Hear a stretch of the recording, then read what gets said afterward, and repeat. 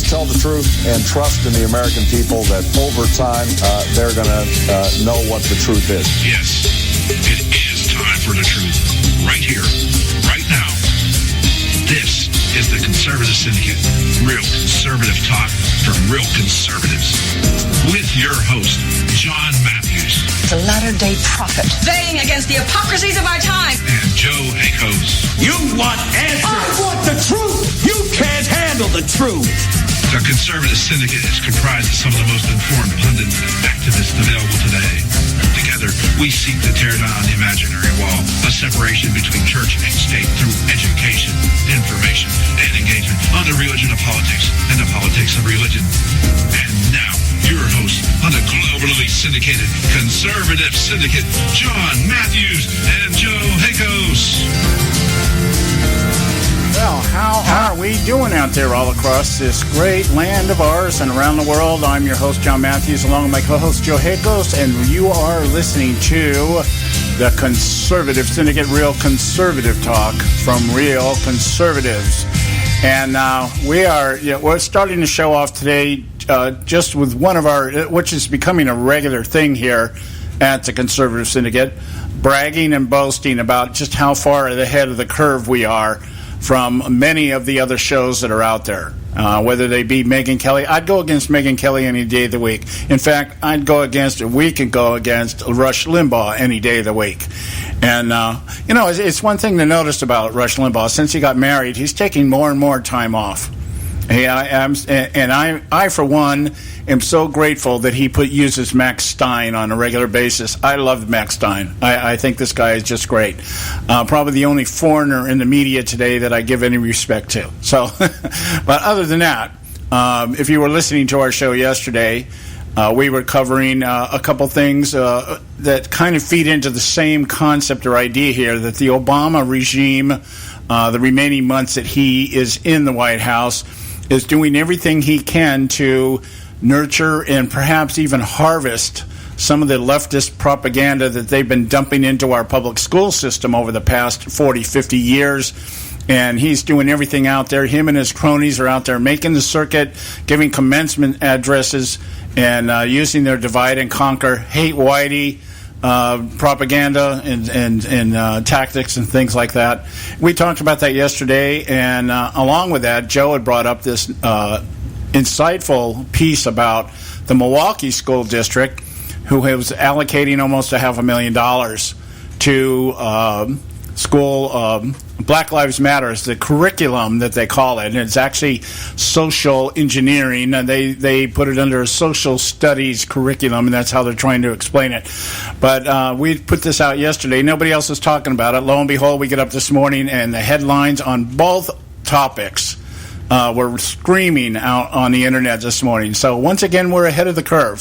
See, we may not have 30 million people listening to us a day, but we've got enough people out there and our audience is growing. And sooner or later, if we can get 30 million people a day educated, informed, and engaged, boy, we could turn this whole thing around in a heartbeat, could we not? So, having said that, Joe, how are you doing tonight? I'm doing great, John. I would just like to remind everybody that this Saturday is the time to celebrate Armed Forces Day. So let's celebrate Armed Forces Day this Saturday. It is usually the third Saturday in May, and it's a little different. Memorial Day is to recognize and honor America's war dead. Yeah, and remember, Veterans Day honors those who have served in times past, and Armed Forces Day is to recognize those that are serving right now. So let's go out there and do that this weekend. Yeah, and let's get all our bases covered here, because who knows what part our armed services may play in the very near future within our own borders. I mean, with everything that's going on out there today, anything can happen. Anything is possible. And, we find that right now our greatest enemy is from within. And I'm not talking about the armed forces. I'm talking about our commander-in-chief. And, it's a very very intense, I think, in some ways, very scary situation. But it is what it is. So, yeah, do that. Take time to honor the military, those who have served, those who are serving, and those who gave all. It's a combination of all things. Yeah, great stuff. Now, I want to, let's see, where are we at? We're 5 minutes in. Okay. I wanted to just bring something up here that has just popped up on cyberspace here just before we came on the air. We probably won't spend a whole lot of time on this because it's I don't know, the primary season's kind of in a hold pattern right now. Everybody's kind of taking a breather, trying to reassess what's happening here, getting ready for probably the worst general election we've ever had in the history in this country, especially in terms of mudslinging. When we talk about the lesser of two evils, I mean, it's a whole new reference point when we talk about what's going on right now in our election process.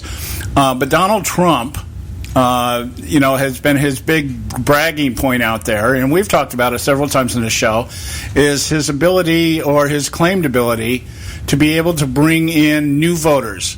And not only new voters, but he's getting people to cross over from Democrat side, independent side, and they're re-registering as Republicans and yada, yada, so that they can vote for Donald Trump. And lo and behold, Politico comes out today with an article. Now, I'm going to say this, and then I'm going to make a little asterisk next to it. Politico comes out with an article, Donald Trump is not expanding the GOP. And what they're talking about is the fact that Trump's out there saying he's bringing in all these new Republicans, and it turns out what their Politico's claim is that what he's doing is he's pulling in Republicans that normally only vote in a general election and not a primary. And so he's brought in a lot of people into the primary process, but these are people that vote in the general election anyway, for the most part. That's the contention. Now, the asterisk is that this was based to some degree with consultation from a gentleman named Alex Lundry, who served as the director of data science for Mitt Romney in 2012. Okay, so we know what Mitt is doing right now. Yeah, and so and we all know Mitt Romney's out there. He's the poster boy for the No Trump movement. So it's not like we're going to sit here and say, oh well, gee, everything Trump's been saying is garbage. But there's probably, as we've said on this show several times, there's the left view and there's the right view, and the truth is usually somewhere in the middle. So there might be some validity to it. But we want to talk about it for a few minutes just to kind of reiterate some of the things that we say on this show about this sudden surge in voters that have come out and voted for Trump because they seem inspired. They're just inspired. Oh, there's finally somebody we can vote for. And Joe brought it up several weeks ago, and it just never leaves my thought process, is the big $64 question is, where were all these voters back in 2008 when we needed to stop Obama? We wouldn't be having what we have today had we stopped Obama back in 2008. Your thoughts, Joe? Yeah, more than likely we wouldn't have a Donald Trump right now if they would have been there to stop Obama. But then again, what would that have been? McCain. Yeah, so McCain, we've seen how just great he is. So we've just been dying a little bit slower death under McCain. We still have the same sort of tyranny going on, but it'd just be at a little slower pace and a little more quieter and not quite as in your face as Obama is. Yeah, it's kind of like what Lindsey Graham's, whether you drink poison or shoot yourself in the head. But it is worth noting, though, that I'm sure there's some validity to this. What we know about Trump voters, for the most part, is that they're disenfranchised Democrats, or they're independents, and we talk about this. I have no real respect for somebody who tells me they're an independent, because they're basically somebody that likes to sit on the sidelines and bash everybody and then claim they no responsibility when it all goes to hell. They're armchair quarterbacks, Monday morning armchair quarterbacks, that kind of thing. And they are normally, ideologically anyway, they're social liberals, and they might have some conservative fiscal beliefs that they hold true or hold to their chest. And so that's really just a Democrat that doesn't want to admit they're a Democrat. and because Democrats, real liberals, aren't really. It's not that they're not fiscally conservative; it's that they're fiscally selfish. It's like, we want the government to, if you're going to curtail money, if you're going to save money, whatever, make sure you're cutting you're cutting the rich. Make sure you're stealing from the rich. Make sure you what's the word? Redistributing? There you go. Redistributing. Yeah, redistribution. Yeah. Whatever. Yeah.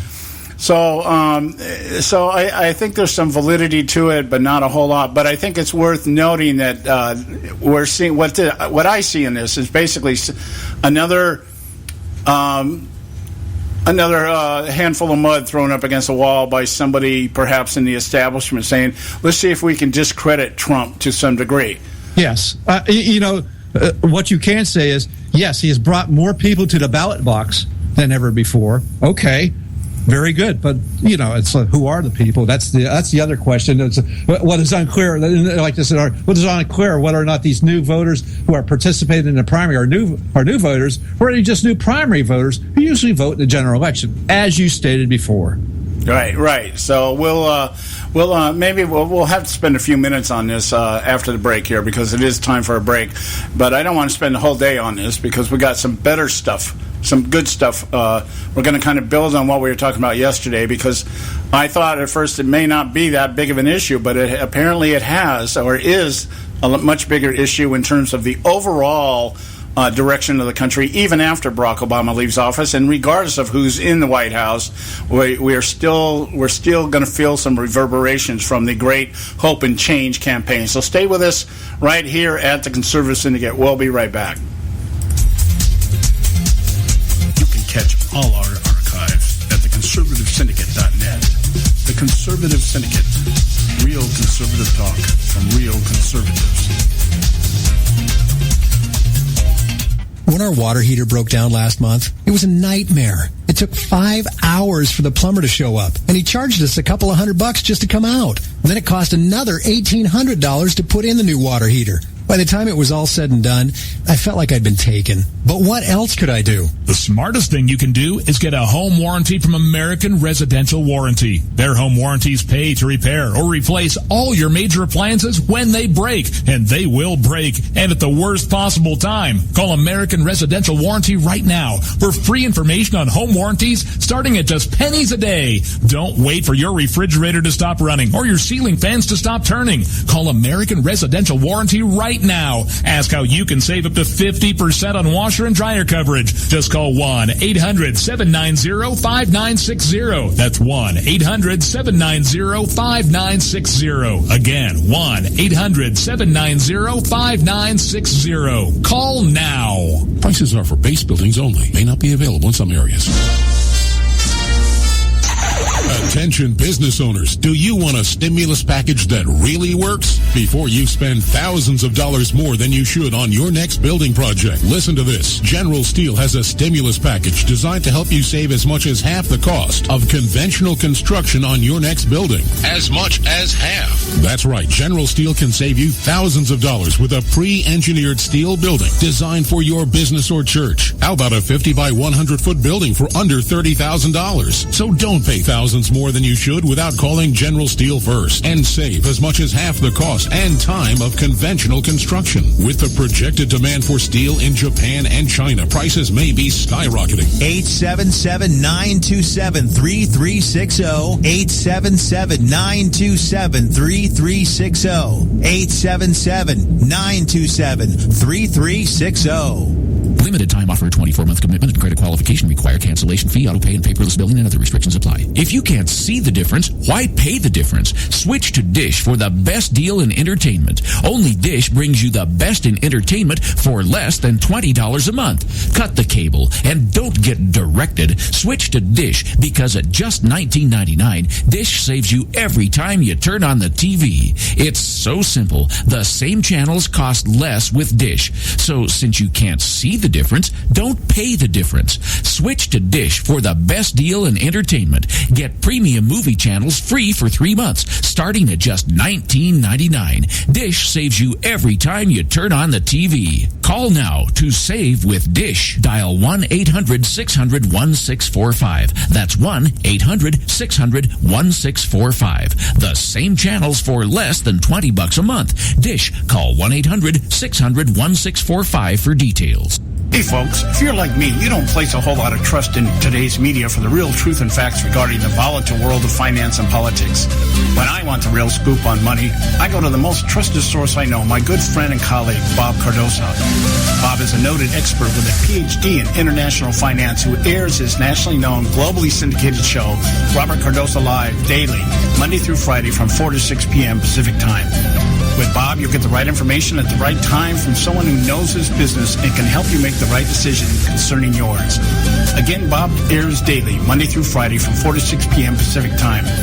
Visit his website at robertcardosolive.com for information regarding stations and topics. That's robertcardosolive.com. Check Bob out. You'll be glad you did.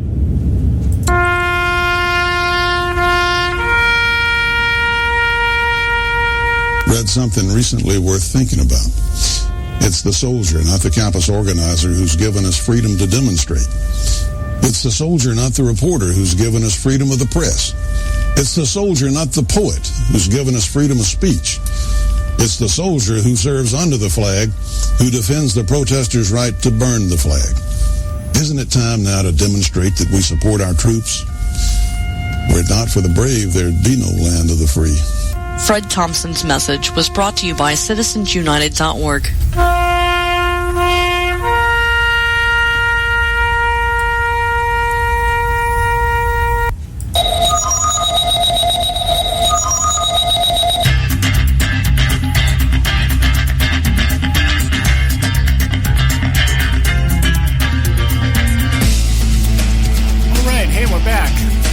Listening to the Conservative Syndicate, Real Conservative Talk from Real Conservatives. I'm your host, John Matthews, along with Joe Hakos. Now, getting back to this article that was printed today in Politico, actually just came out maybe a little over an hour ago, and talking about the idea or the concept that, and it is obviously written to discredit Trump's claim that he has brought more voters in than any other presidential candidate, and especially any other Republican. Now, we do know, we can verify this. Trump has had more votes for him and the primary season is still not over. I think we have 6 or 7 states still out there. There's 2 or 3 going on today. Okay, all right. So we're down towards the bottom end here, but he's already accumulated more votes in his up to this date than either Romney or McCain got the entire primary process. But now there's other things you have to look at, because our system is not set up on just popular vote. It's also set up on an electoral college.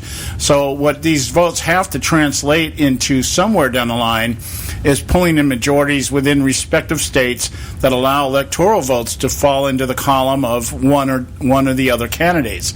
And we know that Republicans historically over the past, maybe since Reagan, we've had to fight with the idea that any Democrat running starts the race off normally with New York and California in their pocket, and so they're already 1/3 of the way they need to get the 270 electoral votes required in order to win the presidency.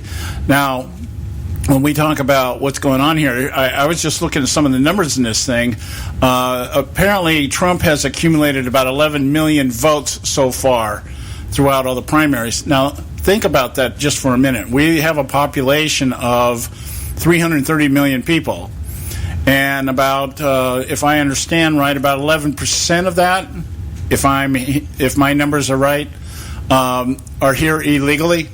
Is that an accurate number, Joe? Is that the number that I think it's around 11%? Is that what we've been hearing? Oh no, it's been about 11 million. Yes, 11 million. Okay, they're about 13 million. Who really knows? Because we can't trust any numbers that are given to us from the most transparent administration in history. Okay, so let's just, for the sake of argument here, let's round it off and say we have 300 million people in the United States of America, and probably 2/3 of those are eligible to vote. Okay, I'm just pulling these numbers out hypothetically because when I give you the numbers I want to give you now, you'll see proportionally what I'm talking about here. President Obama won in 2012 with 65.9 million votes. Okay, that's less than 1/3 of the American population. That tells you as usual. So that tells you how many people don't vote. Okay, and that's how you got to look at this thing as they're out here trying to paint this picture that Trump is bringing in all these new voters. Now, 11 million votes in the primary process up to date, and let's say in the next few primaries, which are relatively speaking outside of California, small states. We're not talking about really extravagant numbers in terms of maybe. Let's say all combined, we might be talking about 20 million people. Well, he only needed another 130, not even 130 delegates to get the magic number. Yeah.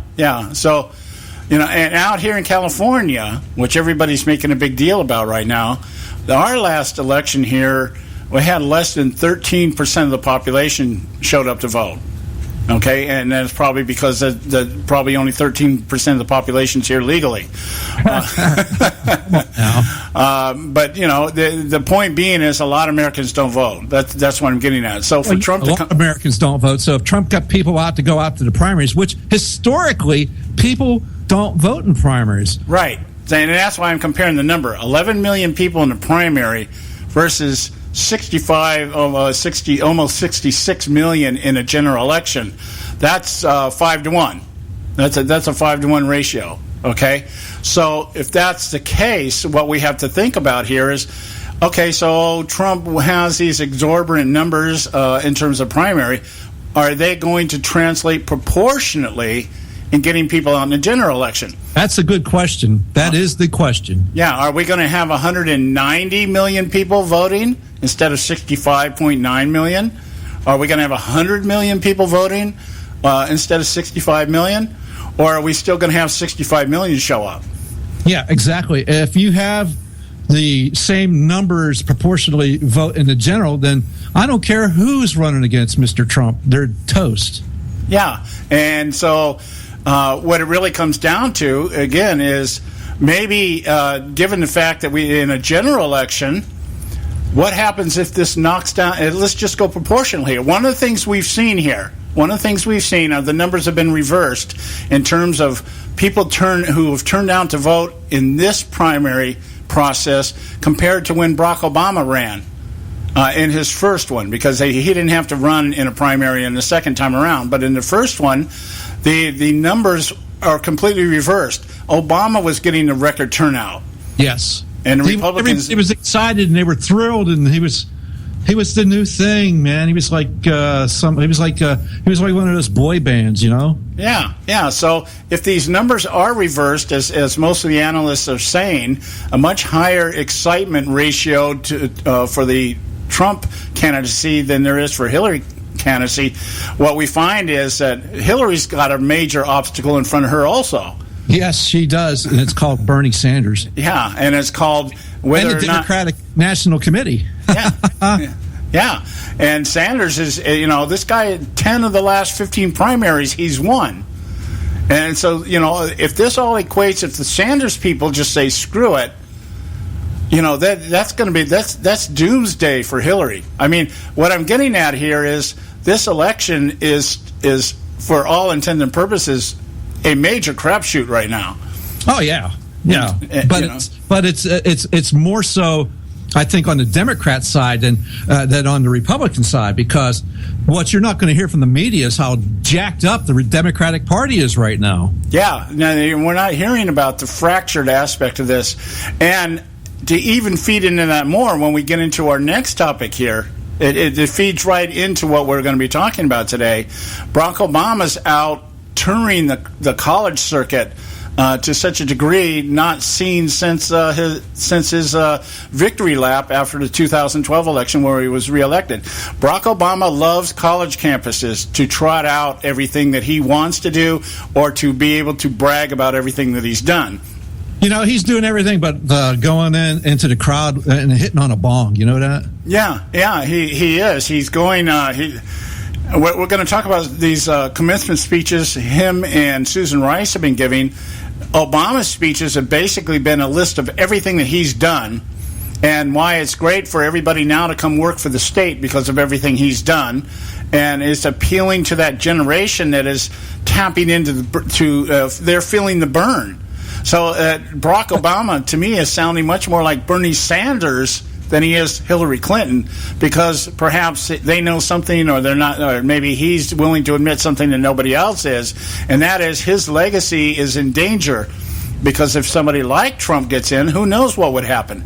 Of course, if Hillary got in, we know what would happen. Things would just get worse. Trump, it may get a little bit better. It's not going to get a whole lot better, guys. I'm telling you this right now. I'll bet dollars to donuts. Very little gets done during a Trump administration just because the establishment's going to make sure nothing gets done. They don't want 2 terms of this guy. They're going to go to their little ponds in Congress and say, you know what, you either bury this guy or forget about us next time you're up for re-election. That's how that's going to go down. And, because that's where the power is at. The power really is not in the White House. Everybody, because of Barack Obama, everybody's been misled into thinking that the president decrees and everybody else argues as to whether or not they do it. This is not a king issuing a decree and Parliament decides whether the king or queen is right. This is a republic, and the power is in Congress. It may not be being used. It may not be being used right now, or it may be being abused right now. But the point being is that's where the power's at. And that's where the establishment wants. That's where they put their money. That's where they put their clout. So, in the eyes of the establishment so far, and I keep saying this, I don't think they care who's in the White House, but the people care. And what the people think still has some effect on how everybody else responds, whether it be establishment or Congress. Because they still need those votes, too. People in Congress need votes also. Yeah, they're up for re-election. There's elections going on besides president. There's Senate elections and House elections. Right. And we were talking about this last year. I had mentioned a comment about Karl Rove coming out on Fox News one night and saying they basically weren't going to be putting any money into the presidential campaign at all. They were more worried about retaining the Senate majority. And that tells you a lot right there. And we're going to talk about that a little bit later in our second hour, about how the establishment is viewing all of this. But the point I'm getting at here, or let's sum this up this way, is that, okay, Trump has apparently ignited a surge in voters showing up in the primary process. And it may or may not be as this particular article and maybe some others in the media believe, is that it's kind of like a red herring. It's kind of like smoke and mirrors. It doesn't really equate in anything. But let's understand here, Hillary Clinton is not popular. Yes. At all. She's not even that popular amongst her own people. Okay? And that, I'm not even talking about the college crowd, because they have no loyalty to the Clintons. I'm talking about amongst the establishment and the base in the Democrat Party. I'm telling you, they're not sitting around whooping it up, thinking, oh, yeah, we're going to bury Trump and this is going to be great. They're all wringing their hands just like they are on the Republican side. Well, like all other elections that have come before us, this will hang on voter turnout.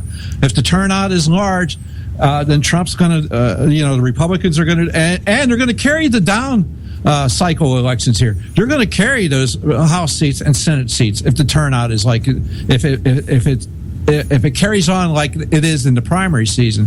Yeah, and one of the other things we know historically, if this works against Hillary, if she really has so many disgruntled Democrats sitting out there going, oh, God, I don't even want to go through the process of holding my nose. In low voter turnout, the Republicans have historically ended up winning big.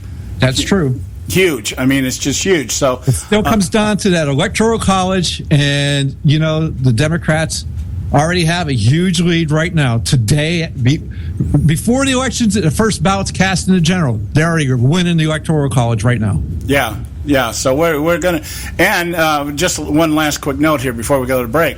Trump has all the possibility that he could turn New York, and that turns this thing into a real contest.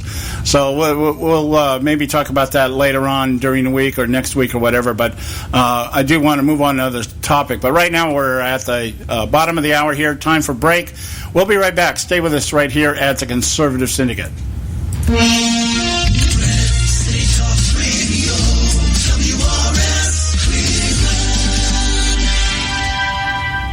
Hey, I'll make you a deal. Give me 60 seconds, and I'll give you directions to the Fountain of Youth. Okay, I'm joking. Well, kind of joking. No fountains, but youth, I got. Nature's Youth and their premier anti-aging product, Nature's Youth RSF. With your sensible diet and exercise plan, Nature's Youth RSF can help you look and feel better. RSF is an all-natural amino acid supplement that supports your body to naturally increase HGH levels without any synthetic hormones. And elevated HGH levels can contribute to increased energy, improved libido, reduced body fat, and improved exercise capacity. Let's be honest, who doesn't want to look and feel younger? Visit the newly designed website at naturesyouth.com or call 800-333-6923. That's 800-333-6923, and like them on Facebook, and you'll be included in contests and exclusive offers. What a deal. Oh, speaking of deals, my time's about up. 800-333-6923 or naturesyouth.com. Who needs a fountain anyway? Call today. Expand your life with Extendovite. When I had a heart attack at 42,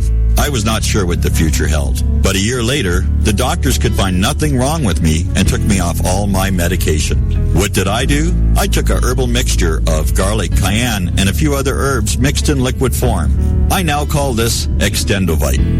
I would have never believed that a few simple herbs could actually change my life like they did. Now it's your turn to see what the powers of garlic and cayenne can do for you. For only $69.95 plus shipping and handling for a 2-month supply of either capsules or liquid, you too can begin on your path to better health. For more information, call 1-877-928-8822. That's 1-877-928-8822. Or visit our website at heartdrop.com. Expand your life with Extendovite. I've owned my company for 14 years now, and I can tell you that payroll is a 4-letter word. I hate doing it. It eats up hours I don't have, and it costs me money I could be saving.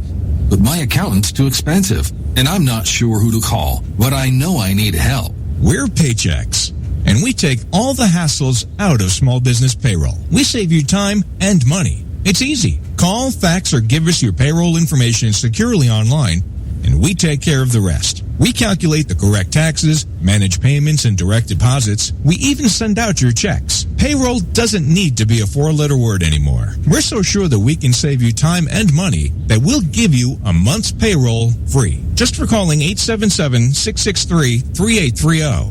Get 1 month's payroll for free. Call Paychex right now. 877-663-3830.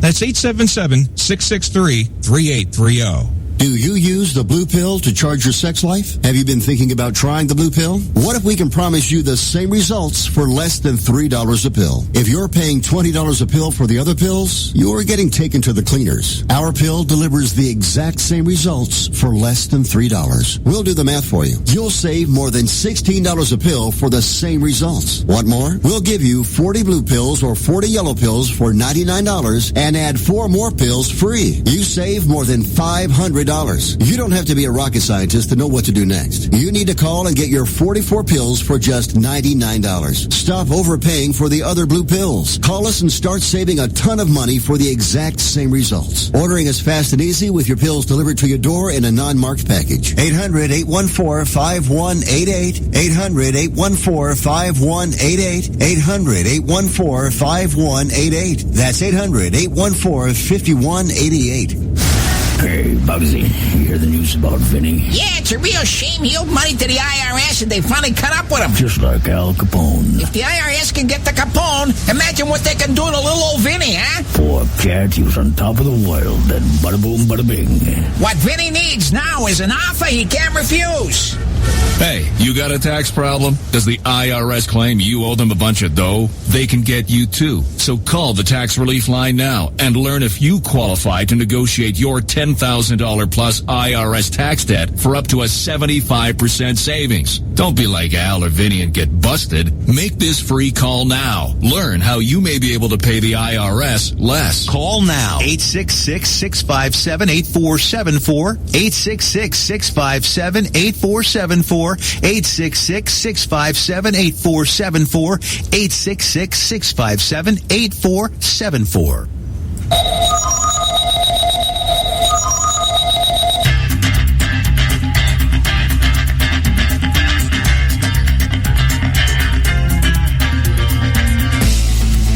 All right, hey, we're back. You're listening to the Conservative Syndicate, real conservative talk from Real Conservatives. I'm your host, John Matthews, along with Joe Hakos. And I want to jump from what we were talking about earlier to as I said at the very beginning of the show, a little bragging here. We were yesterday talking about a couple of topics that I wasn't really sure whether it was noteworthy to really talk about it at this point in the game. Not that not that it wasn't noteworthy at all, just was the timing right. And I just followed one of those impressions. As I explained to you yesterday, that's what mad prophets do. You follow an impression, something comes and it sticks and it won't go away, and you kind of, okay, there's something with that, I got to look at it. And so we talked a little bit yesterday about the Divide and Conquer campaign of Barack Obama. He's out there with him and his cronies, Susan Rice, and I'm sure others out there, speaking to groups. And particularly in Obama's case, his favorite group, college kids. He likes to go out and talk to the college kids, and so they can see what a real cool black dude looks like and sounds like. And he goes out there and he talks to them. And one of the other elements that you have to pay particular attention to is the makeup, the demographics of the colleges that he goes to. He loves hanging around the black colleges like Howard University, North Carolina, places like that. Georgetown, places like this. And he likes going to places like Rutgers, which he went to a few days ago, which is very mixed. And I'm not saying that this is a bad thing per se.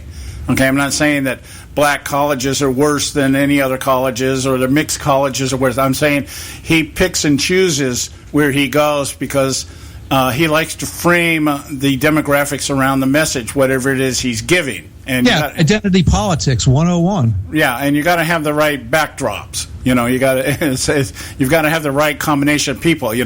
Like when he's talking about Obamacare. So he would take all the janitors in the halls of Congress and put white robes on them and line them up behind them. So, I got all these doctors that are with me and this, that, and the other. And we were talking about some of the context of what they were talking about, especially Susan Rice with her concept of groupthink. And we're going to talk about that a little bit more. But the point being is that I trusted my instinct and we stepped out and we talked about it. We talked about these speeches that Obama and Rice were out there giving. Talked a little bit about the content, which we're going to talk a little bit more about today. And Joe, in the middle of the show, had found this budget from the Milwaukee City School District and brought it up about this almost $500,000 being allocated for a curriculum called Black Lives Matter. And we talked about it and found out that it was very much related to what we were talking about in terms of the campaign of Obama out there talking about the advantages of being black in this day and age and how Whitey has screwed everything up, and you be proud of your blackness and be proud of your socialistic upbringing and the social engineering that you've just spent thousands of dollars getting in college and everything else. And lo and behold, I get up this morning and what do I find? Here's an article here from Fox News, Perry Shirera-Monte, and it's about this Milwaukee Public School proposed budget listing $471,073 for Black Lives Matter. And, of course, the critics are fuming over this, okay? But the district officials tell us it's all a misunderstanding. It's not really about Black Lives Matter. Somebody, I guess, just thought maybe we need to be politically correct and call it that so that nobody gets offended by it, instead of calling it social engineering, which is actually what it is. So you want to cover this article, Joe, because you're the one that scored this thing yesterday. Well, I just think it's kind of funny how they walk this back and go, look, we're not funding any Black Lives Matter organizations. This is just the curriculum we're going to be espousing here. If we can get this budget approved at almost $500K and paying somebody 3 teachers or facilitators or whatever you want to call them at almost $180K a year. Right. Now, this is their explanation. Tony Tagliavia from the public school system, okay? The funding, it says here, the specific expenditures, which are also outlined in the budget proposal, which we talked about yesterday, are for 3 social studies teachers and staff development for other employees. The funding would also pay for a cultural studies curriculum, which aims to ensure that culturally responsive teaching practices are in place at all schools, enhancing the district vision for student participation in a wide range of after-school activities. And they cut that off because there were a few other words from yesterday that are very insightful there, and I don't have them up right now. I need to pull them up. Okay, but let me translate this to you in 2 words. Safe spaces.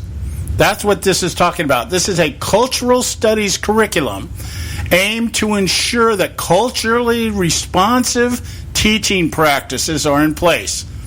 Culturally responsive teaching practices are, what that means is make sure that all of our teachers have been, what do you want to call it, indoctrinated as to how to deal with the culturally disadvantaged that might feel unsafe. Being in a public school that normally, within a system that normally ostracizes and discriminates and mistreats people that are not of the quote-unquote norm. And, of course, norm would be those who are not white. Okay? And I know I'm sounding very confrontational with my words when I talk about this kind of stuff, because this is the one topic that gets me. This is my red button issue. You want to talk to me about something that just pisses me off to the nth degree. It's racism. It's talking about racism that does not exist. I'm all for talking about racism that does exist. And I'm all for talking about racism that exists in all races and cultures. Okay, if we're going to talk about it, let's talk about it across the board, because racism really is not colorblind. Okay, it's not just those of us with no color talking about everybody with color. It doesn't work that way. It's just the opposite. And if you need any validation of that, you need to look no further than the White House. Yeah, we're talking about a man who stood in front of Howard University last week, who is a predominantly black college. Okay, predominantly. I didn't see any white guys or gals hanging out on the stage or in the crowd, and him telling them to be proud of their blackness, but him not mentioning one word about the fact that he's at least half white. Okay, so he's proud of his blackness, but apparently not too proud of his whiteness.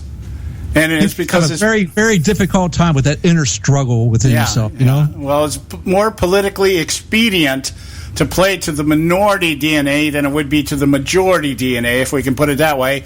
Hey, but I found the other words here that were very interesting that they left off, conveniently left off this Fox article. All right. Enhancing the district vision for student participation in a wide range of after-school activities and supporting trauma-informed care. Trauma-informed care. Again, safe spaces. So what they want, under the banner of Black Lives Matter, because that is the message of Black Lives Matter. That is their mission statement, is to create these socially safe spaces for college students in particular. But of course, it can reach out. Not just that, but they want to segregate themselves. Right. They want to segregate themselves so that they feel safer. Well, so they can feel that they're be a people of like mind and culture. But it's like, hello. Yeah, I think the word.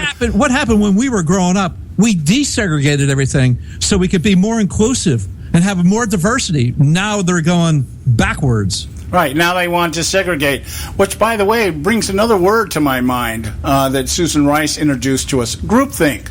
Oh, yes, groupthink. Okay, so what we're reading here is money allocated to create a curriculum that focuses on groupthink and the ability to groupthink in safety so that we can organize and become a collective that goes against the other groupthink, which would be everyone that's not like us.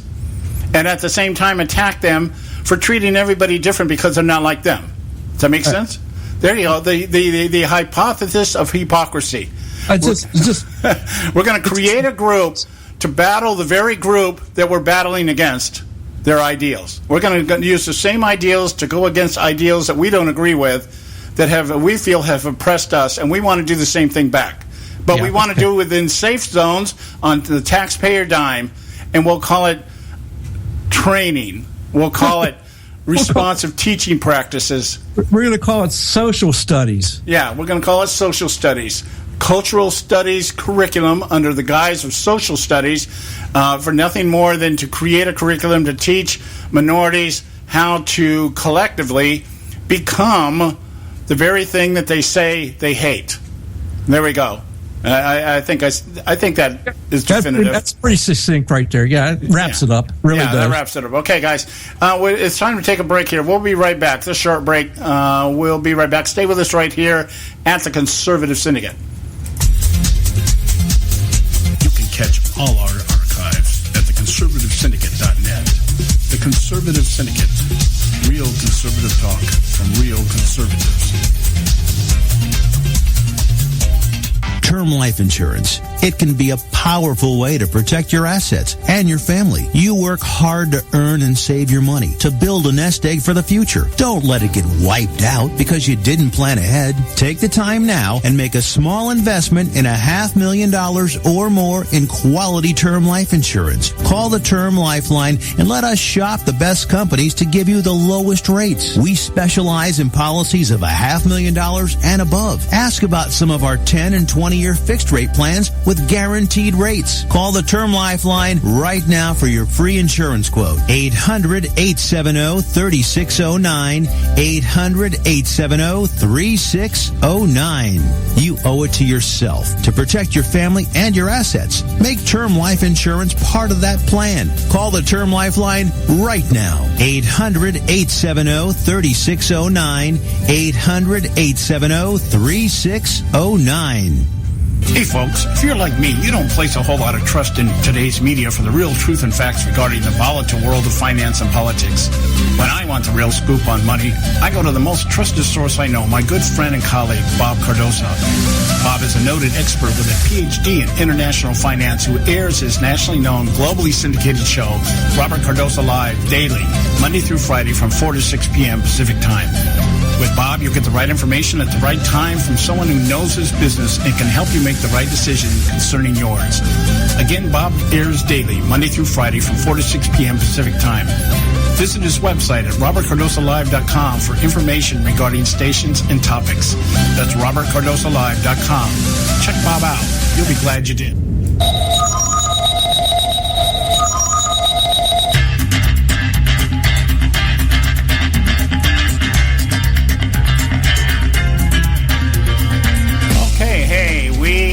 Back, and you're listening to the Conservative Syndicate, real conservative talk from real conservatives. And I'm your host, John Matthews, along with Joe Hakos, my co-host, and we're talking about this this situation here. Well, we were talking about the Milwaukee School District situation, and I was just trying to fit this all in, or just remind everybody or bring to everybody's attention how this ended up fitting so much into what we wanted to talk about yesterday, so much so we spent most of the time talking about it. And but it does fit into this overall, the narrative that has been the Obama administration and the campaign that is going on right now to try to, I guess, begin to harvest some of the things that the progressive movement has been planting and nurturing and feeding through their social engineering programs called today's public college institutions. I'd say it's the cultivation of the last 50 years. Yeah, and beginning to harvest, as Obama said in one of his speeches, we are the change we've been waiting for, or we are the ones we've been waiting for, that kind of thing. Kind of a call to arms is what he's doing out there right now, reminding college students that very few of you people actually ever get up and do anything at this early in the game. You get your college degree and you're out there trying to find your job and find your place in society, and in the meantime, you don't vote, you don't really participate, you don't organize, you're not part of your community. These are kind of the things that he was out there carrying on about after he spent most of the speeches talking about what a great guy he is and how much he has helped bring about this transformation of America and what a great thing it is. How much greater America is today than it was just 8 years ago, that kind of thing. So, and lo and behold, one of the things, and this fits even into our topic that we were talking about earlier, the Trump voting thing, people trying to figure out whether Trump is actually bringing more voters or not, and whether that's going to equate into enough power within the electoral system, the electoral college, to bring about maybe some of the larger states' electoral votes, like New York, something like that, into the Republican column. And lo and behold, the second article I saw this morning, it was almost like 1-2. I saw the one in Milwaukee, and then right next to it, I saw the one here. Obama alienates millions with incendiary pro-knowledge remarks. And he's in front of Rutgers. And he's basically told the Rutgers audience that anybody that is not a liberal progressive like he is, or like most of the students in the audience probably are, then they're idiots. They're idiots. Basically, he says, how did he say it here? The quote of the day here. This might make our top 10 at the end of the year here. Ignorance is not a virtue. Okay, and what he's saying is basically anybody that is not voting or supporting him or his ideology or his agenda is ignorant. And there's somebody calling the kettle black, if I can use that phrase. He's standing in front of the university students, probably the most ignorant people, or at least the most intellectually dangerous people in the country right now. Let me. I think this might be an example of the rhetoric that he was using, and just see if we can gather some things from this real quick here, okay? Obama is at Rutgers, and he's making his third point about whatever it is he's making a third point on. But third point is facts, evidence, reason, logic, and understanding of science. These are good things, and they all applaud. There's applause, yay. These are qualities you want in people making policy, he says. These are qualities you want to continue to cultivate in yourselves as citizens. Applause. That might seem obvious. Ha ha ha, laughter. That's why we honor Bill Moyers and some doctor there. We traditionally value these things. Now, he's saying science. We must understand that these are good things. Now, this is coming from the same man that decreed that if you identify yourself as a man, but you are a woman, you can go into the man's bathroom and vice versa, because he believes in science. Science shows you that there is a chromosomal difference, and it hasn't been disputed, I don't believe, in a long, long time. So he contradicts himself all the time, but he doesn't really say that in his rhetoric. Well, that's the point here, the contradiction. And contradiction would be probably, if I had to define liberal doublespeak in one word, that's what it would be. Contradiction. It would be saying one thing and then turning right around and saying the opposite. Yeah. So here, let me get to, and this is right up your alley, and this is exactly what you're talking about. So in the same next paragraph, we have traditionally valued these things, but if you were listening to today's political debate, you might wonder where this strain of anti-intellectualism came from. Applause. So, class of 2016, let me be as clear as I can. In politics and in life, ignorance is not a virtue. Right, exactly. And that's a shot, a direct shot over the bow of anybody that disagrees with this. I call it pseudo-intellectualism. He calls it the anti-intellectual movement. Okay, because we all know that liberals are intellectuals. Okay, I call them pseudo-intellectuals. They're intellectuals about nothing, but they think they are intellectuals about everything. He calls it the anti-intellectual movement, meaning you guys don't buy our crap. You don't buy into our narrative. You don't If you buy into it, then you are trash. You are to be demonized. You are to be set aside and you're talked down because you don't agree with us. Our groupthink is better than your groupthink. Yeah. Now let me reiterate something here. Joe just said on here. We're talking about Obama's comments at Rutgers. Yes. He's got 4 points that he brought up here, and this is his third point. As Joe just said, facts, evidence, reason, logic, and understanding of science. These are all good things. Yada, yada, yada. We traditionally have valued those things. See, here's the doublespeak. Yep. But if you're listening to today's political debate, you might wonder where this strain of anti-intellectual comes from. This is what Joe was just reading here. Okay? In politics and in life, ignorance is not a virtue. It's not cool to know. It's not cool to not know what you're talking about. Okay? Now, of course, the college grads just eating this stuff up. Yeah, they're applauding, cheering. Because, like I said, they know just enough to be dangerous. That's really what a college student is today. Somebody just enough to be dangerous. Then he goes back into doublespeak. Look at our nation's founders, Franklin, Madison, Hamilton, Jefferson. They were born of the Enlightenment. You know what the Enlightenment is, folks. If you don't know, let me tell you. The Enlightenment was a move against Christianity. It was bringing religion down to a pseudo-intellectual level. This is where you get somebody like Thomas Jefferson, who cut out all the miracles of Jesus and just wrote his own little thing. He thought Jesus was a great teacher. He thought he was a great philosopher and a great leader. He didn't think he was the Son of God. Okay, now everybody uses that to kind of just spread it across the board that all the other founding fathers were also deitists and stuff like that. And well, they did venture into that. I'm not saying they didn't. But if you read some of the writings of some of our founding fathers in terms of the reliance that they held to a divine providence and a creator, the Declaration says that. We were endowed by our creator, not we were endowed by our own intellectualism. Okay? That kind of thing. It's Farewell Address acknowledges that. Now, if you go down just a few paragraphs below what Joe was just saying, he turns around and he says, the debate around climate change is a perfect example of this. So he's telling us how smart liberals are, how they use logic and science, and of course the ignorant don't want to acknowledge logic and science. And the climate change issue is exactly the perfect example of what we're talking about, meaning implying the climate is, the world is going to hell. We've got to learn how to regulate the sun. We've got to get God out of the picture because as long as God's there, we can't regulate the sun. Okay, so let's get God out of the way so we can regulate the sun.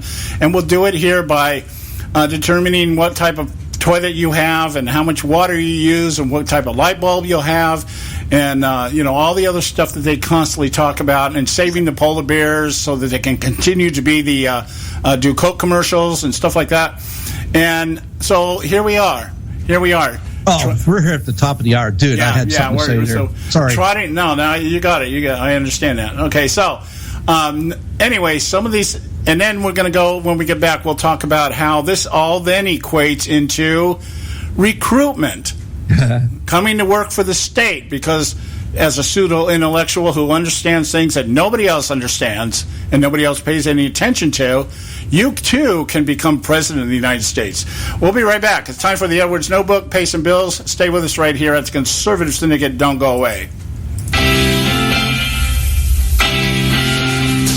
As Americans prepare to make a choice, may the wisdom of God guide us. Hello, I'm Ron Edwards. On today's page from the Edwards Notebook, When America was conceived, founded, and then firmly established by the Founding Fathers, they relied heavily upon what they dubbed as providential guidance. In fact, the first president of this great republic, George Washington, frequently prayed for wisdom to lead him and the rest of the Revolutionary War heroes in the quest to establish freedom from British tyranny with liberty and justice for all. The founders understood that in order for America to remain the land of the free and home of the brave, that the people would have to be connected to God and rely on His providential guidance. They understood that if sovereign individuals remained self-controlled via the influence of our Creator, then we, the people, would not be burdened by an abusive, overbearing nanny-goat government. We can no longer ignore the negative cause and effect of America allowing progressive bigots to ban God and His positive influence upon our republic. If America is to be great again, she must first reconnect with the great I Am. I'm Ron Edwards. Blowing away the myths and revealing the truth. You can continue to blow away the myths with Ron Edwards on Facebook, Twitter, and theronedwards.com. You can catch all our archives at theconservativesyndicate.net. The Conservative Syndicate. Real conservative talk from real conservatives. When our water heater broke down last month, it was a nightmare. It took 5 hours for the plumber to show up, and he charged us a couple of $100 just to come out. And then it cost another $1,800 to put in the new water heater. By the time it was all said and done, I felt like I'd been taken. But what else could I do? The smartest thing you can do is get a home warranty from American Residential Warranty. Their home warranties pay to repair or replace all your major appliances when they break, and they will break, and at the worst possible time. Call American Residential Warranty right now for free information on home warranties starting at just pennies a day. Don't wait for your refrigerator to stop running or your ceiling fans to stop turning. Call American Residential Warranty right now. Ask how you can save up to 50% on washer and dryer coverage. Just call 1-800-790-5960. That's 1-800-790-5960. Again, 1-800-790-5960. Call now. Prices are for base buildings only. May not be available in some areas. Attention business owners, do you want a stimulus package that really works? Before you spend thousands of dollars more than you should on your next building project, listen to this. General Steel has a stimulus package designed to help you save as much as half the cost of conventional construction on your next building. As much as half. That's right. General Steel can save you thousands of dollars with a pre-engineered steel building designed for your business or church. How about a 50 by 100 foot building for under $30,000? So don't pay thousands more than you should without calling General Steel first and save as much as half the cost and time of conventional construction. With the projected demand for steel in Japan and China, prices may be skyrocketing. 877-927-3360. 877-927-3360. 877-927-3360. Hey folks, if you're like me, you don't place a whole lot of trust in today's media for the real truth and facts regarding the volatile world of finance and politics. When I want the real scoop on money, I go to the most trusted source I know, my good friend and colleague, Bob Cardoso. Bob is a noted expert with a PhD in international finance who airs his nationally known, globally syndicated show, Robert Cardoso Live, daily, Monday through Friday from 4 to 6 p.m. Pacific Time. With Bob, you'll get the right information at the right time from someone who knows his business and can help you make the right decision concerning yours. Again, Bob airs daily, Monday through Friday from 4 to 6 p.m. Pacific Time. Visit his website at robertcardosolive.com for information regarding stations and topics. That's robertcardosolive.com. Check Bob out. You'll be glad you did.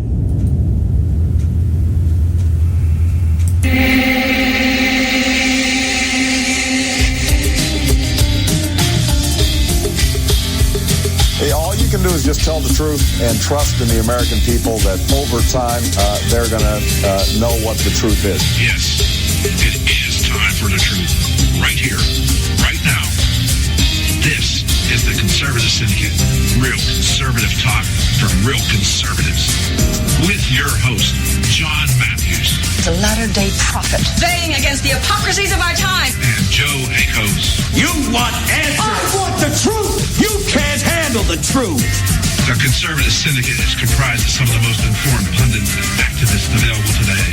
Together, we seek to tear down the imaginary wall, a separation between church and state through education, information, and engagement on the religion of politics and the politics of religion.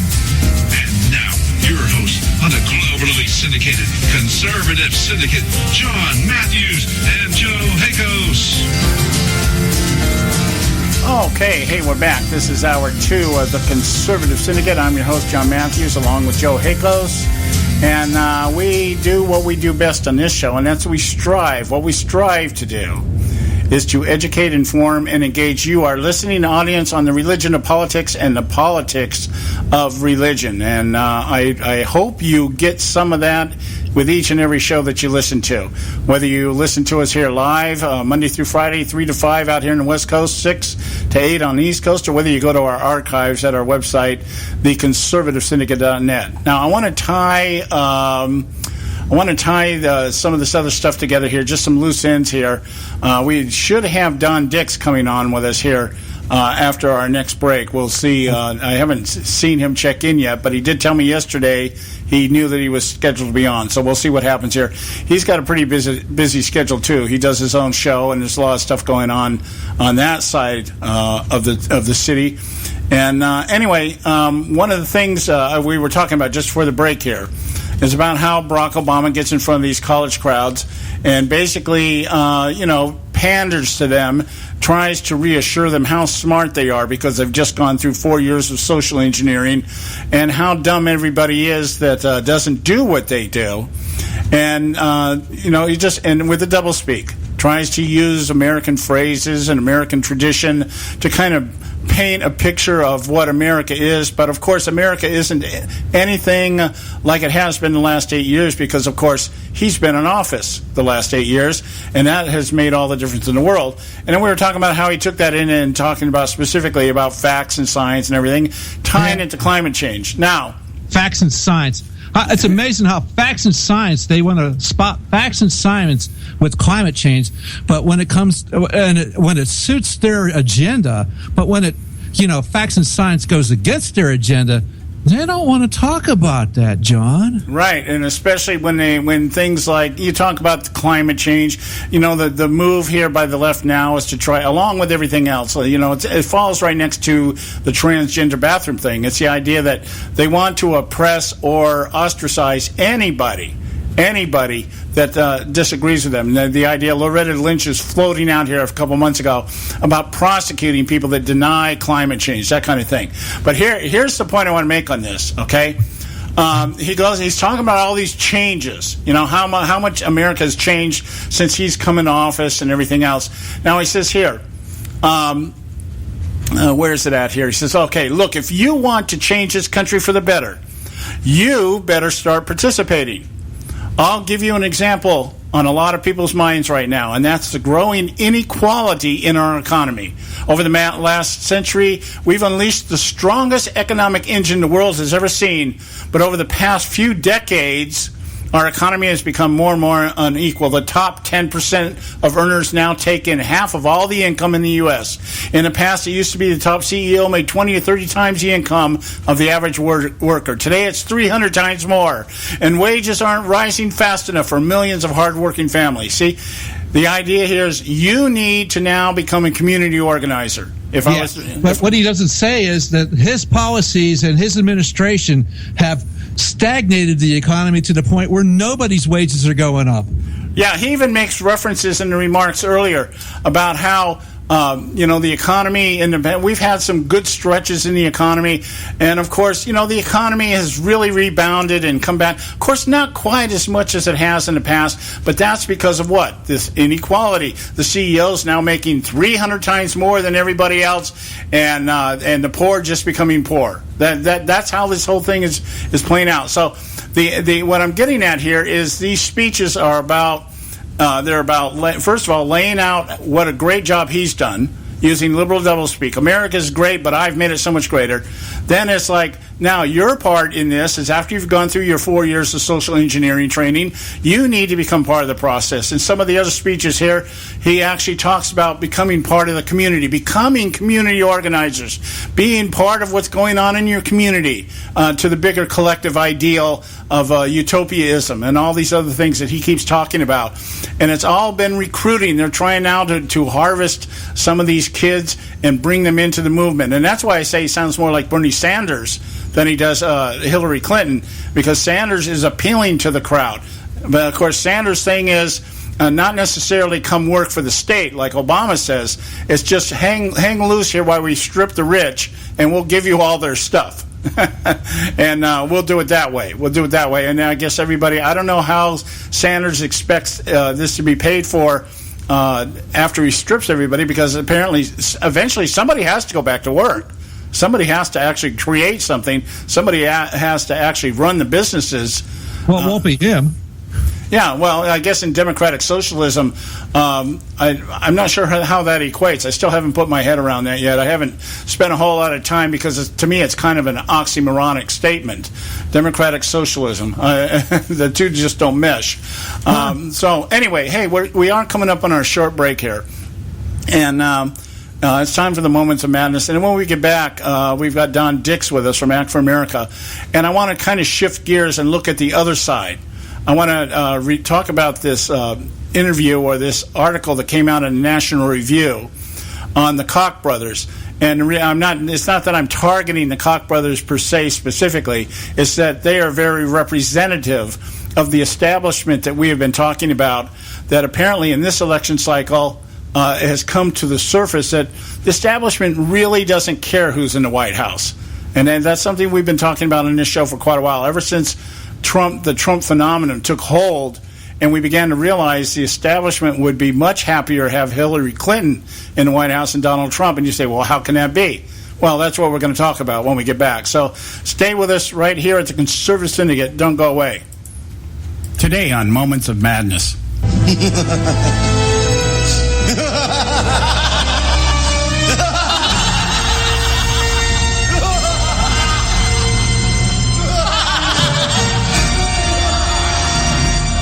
A recent fundraising email from the National Republican Senate Committee, NRSC, composed by House Speaker Paul Ryan and forwarded by Senate Majority Leader Mitch McConnell as if to give it a sense of super double importance, underscores the complete disconnect between the GOP's establishment and those they claim they desire so much to represent.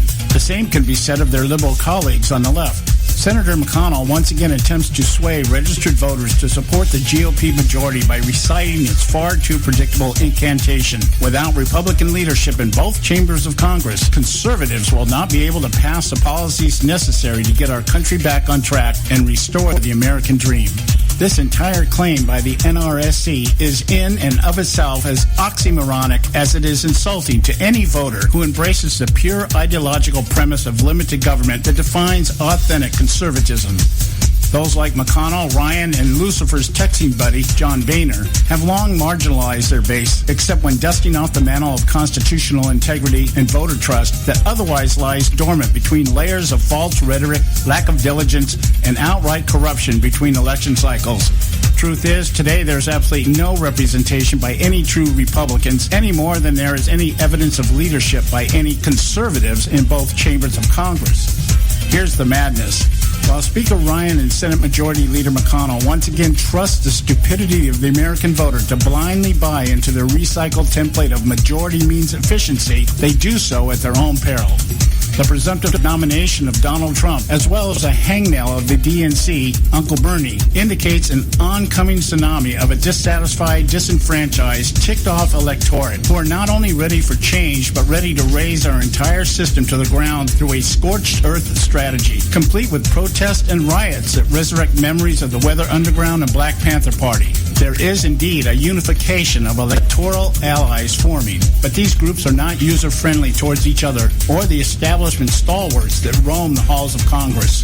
Donald Trump has incited a huge segment of the silent majority that makes up middle America that is so incensed at a government so intent on saving itself at the cost of our republic, they willingly line up for hours to listen to Trump's isolationist doctrine spewed under the brand of Make America Great Again.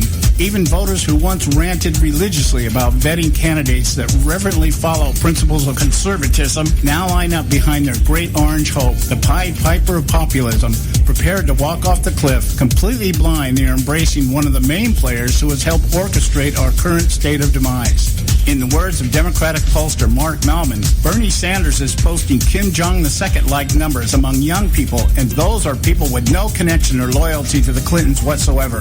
Yet the DNC establishment, like its more than moderate counterpart who only physically occupies the right side of the aisle, also believe this demographic will eventually fall into line next to their already marginalized minorities, soccer moms, and Hollywood celebrities. The leftist establishment is just as oblivious to the reality. The dumbed-down collective they created over decades of pandering shows every indication the next generation is ready and willing to embrace Uncle Bernie's idiocracy in exchange for taxpayer-subsidized beer bongs and contraception stocked in transgender bathrooms throughout the safe spaces that now identify America's public education system. Yes, the disconnect between both establishment and the electorate they claim they represent is as obvious as an Obama photoshopped birth certificate to the discerning eye. It reminds me of the conversation between teacher Richard Vernon, played by Paul Gleason, and janitor Carl, John Capellos, in The Breakfast Club. Hey, Carl, you think I give one rat's ass what these kids think? I said, you think about this. When you get old, these kids, when I get old, they're going to be running the country. Now, this is the thought that wakes me up in the middle of the night. That when I get older, these kids are going to take care of me. I wouldn't count on it. To echo Carl's observation, neither should we. Yes, there is change in the air. We the people sense it and hear the call to do something, anything, no matter how reckless. On the other hand, the elites who have been ignored by us too long sense it also, but don't have a clue to just how close their world is to total upheaval. Somewhere in between hangs our republic. Maybe we need someone to send them an email reminding them who they are and what they're supposed to do. I wouldn't count on them reading it, though, or doing anything about it. This is John Matthews for Moments of Madness.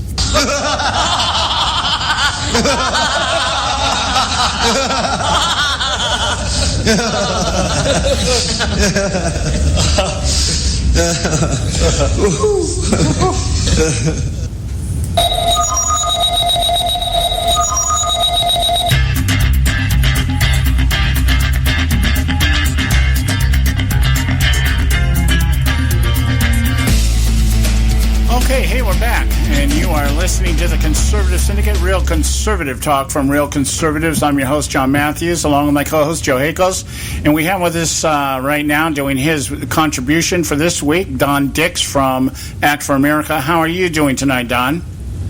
Doing well, John. Thanks for having me. Joe, how are you? I'm good, Don. Glad to be here today. Wonderful. Well, Don, we have been talking the entire first hour. We were talking about some of the things that have been taking place behind the scenes here in terms of the Obama administration.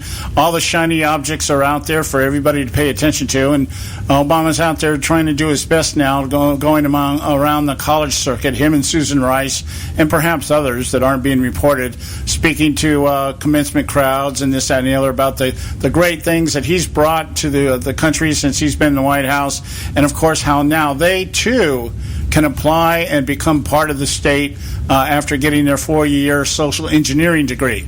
And I wanted to kind of shift this a little bit more to the right, not much more because there isn't a whole lot of distance anymore. But the revelation here in National Review, one of the things we've talked about in this show for quite a while is how the establishment, once we discovered really what the establishment is really about and who it consists of, which for me, if nothing else, I can thank Donald Trump for coming into this process, because it really opened my eyes to what we talk about, what we mean when we talk about the establishment. I always kind of just refer to it as Congress, but it's not. They're just the players. They're the labor. But the establishment are the people behind the scenes, the people with the money and the power and the influence, everything else. So this article that came out in National Review on the Koch brothers was just really very much a confirmation of everything we've been saying on this show for, the better part of a year now. And that is that the establishment people, the people that have the money and the power and the influence, don't really seem that concerned about what goes on in the presidential races. And it's intriguing to me that as I read through this article, it's quite a long read, but as I went through it, I began to see this vision that we've been trying to paint, and they just kind of filled in the voids for me, that really that's what it's all about. They're more concerned about what's going on in Congress itself much more than the White House. Did you get a chance to look at this thing? Well, I did. I had a chance to review it, and it confirmed a bunch of things that I felt that are more pragmatic about politics. First of all, one of the concerns, the article opens up talking about this secret meeting that occurred between some of the folks that run the Koch's, political fundraising and money spending enterprise, and the corporate side of their organization. And the thing that strikes me about this is that they're just, I think, being practical. The Koch brothers have this huge business, and on one level, it's got to concern the people that are not as politically active as they are, that the Koch brothers brand has gotten literally drugged through the street.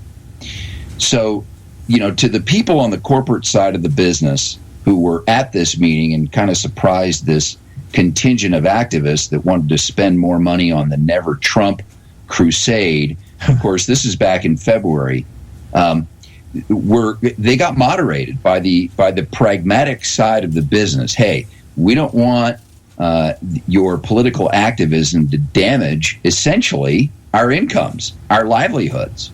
And I thought and I viewed that as very practical. And as we've seen, maybe their sense of it, their business sense was to not spend the money that these folks were saying on sort of this Never Trump crusade. They decided not to. Their money is best spent, and I think this is where political activism really needs to reside, in the down races, in city hall, in county, in state, because ultimately these are the places that will feed, the higher offices. When you have the right people stepping up in these lower offices, ultimately, they're the ones that are going to become the future presidents of the United States, just like we see most of the people sort of ascend that political ladder. You don't just jump out. Donald Trump's an anomaly in this regard. No political experience. And in this environment, that really is what is reverberating with the American people. And I feel it. I feel this frustration about this dramatic overreach of government.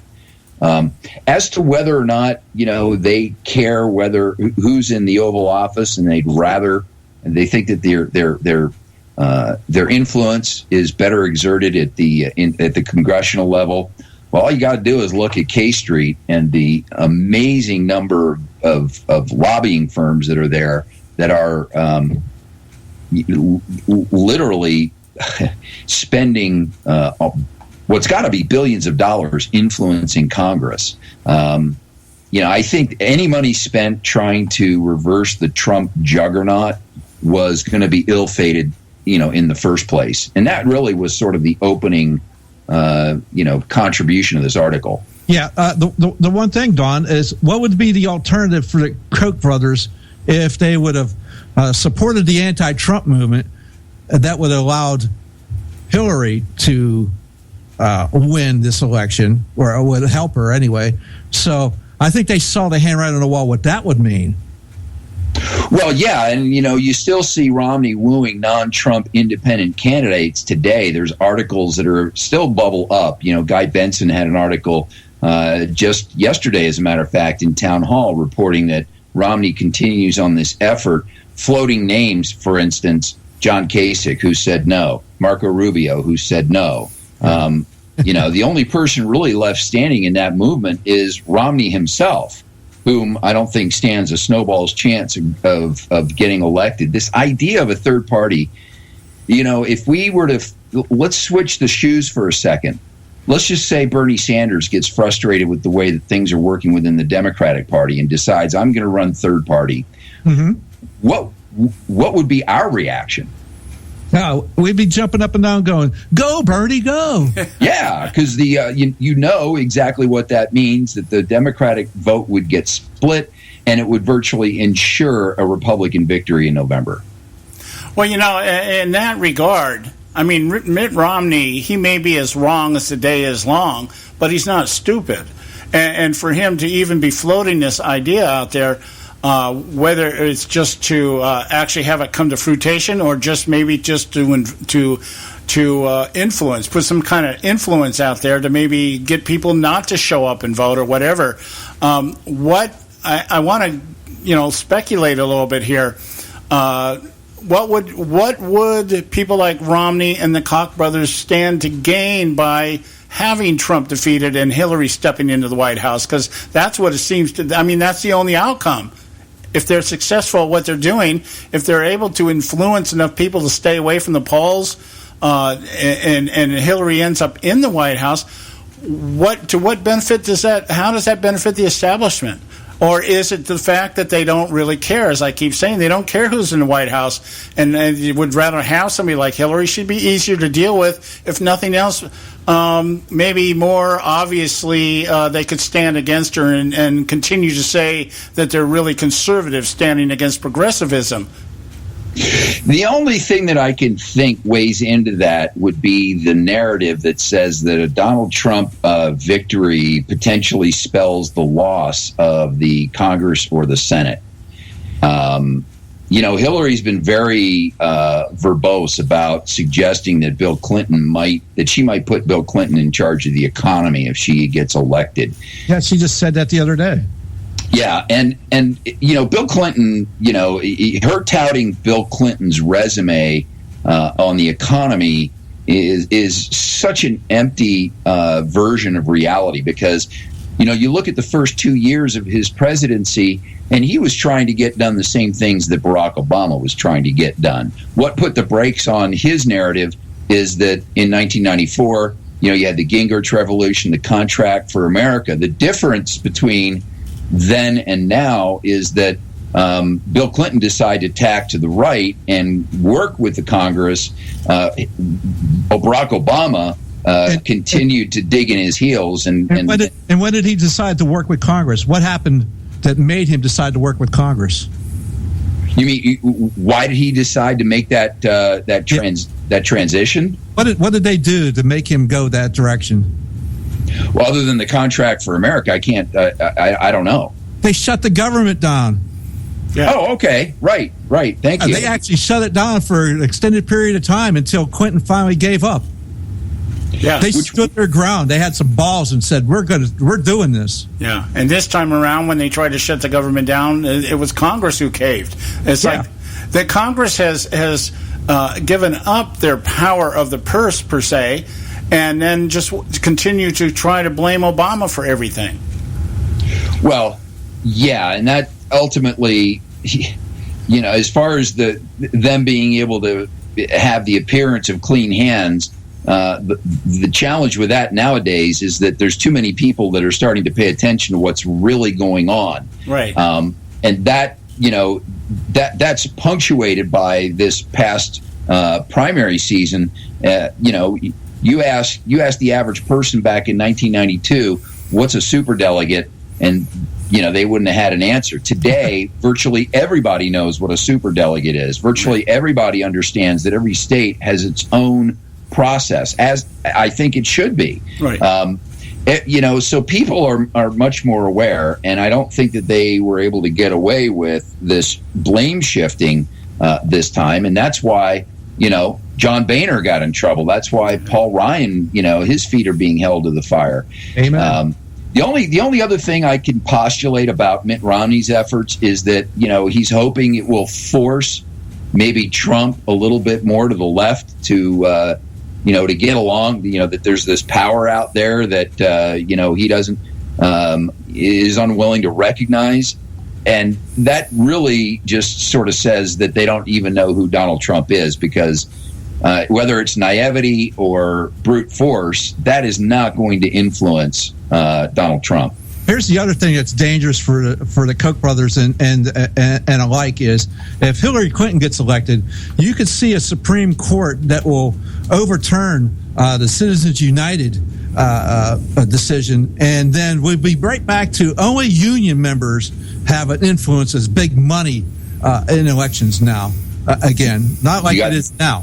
You got that right, and I think that really ultimately is the drum beat that should be drilled into Republicans right now to heal the disunity, is that who do you want nominating Supreme Court justices? The question mark of Donald Trump, or the known fact, the known situation? We know what direction Hillary Clinton would be. It would just be a continuation of the Obama doctrine, if you will. Yeah, and see, so to me, the big issue here, and this is the big issue. This, to me, is the election campaign. This, to me, is everything that everybody should be talking about, is the status of our Supreme Court after this election cycle is over. Because if we lose the Supreme Court, and it's already on the verge of being lost, but if we lose it and we end up with a 6-3 majority split on all these issues, the game's over. It's game over. And that's why I sit here and I wonder, what in the world would somebody like Mitt Romney be thinking about, that he's so adamant about not having Donald Trump in the White House, knowing what would happen if Hillary Clinton gets there. And that just seems so extremely self-serving, in my opinion, and that seems to be what is representative of the establishment. It's all self-serving. Who cares in the Supreme Court? We don't care which way legislation goes. All we care about is being able to manipulate our power and influence. That seems to be the only thing. Self-preservation. Congress is all about self-preservation. The establishment is all about self-preservation. And nobody in either camp is looking at the situation and going, oh, gee, we got the Supreme Court hanging out there, which could screw us all in the long run. We got to take a break. We'll be right back. Stay with us right here at the Conservative Syndicate.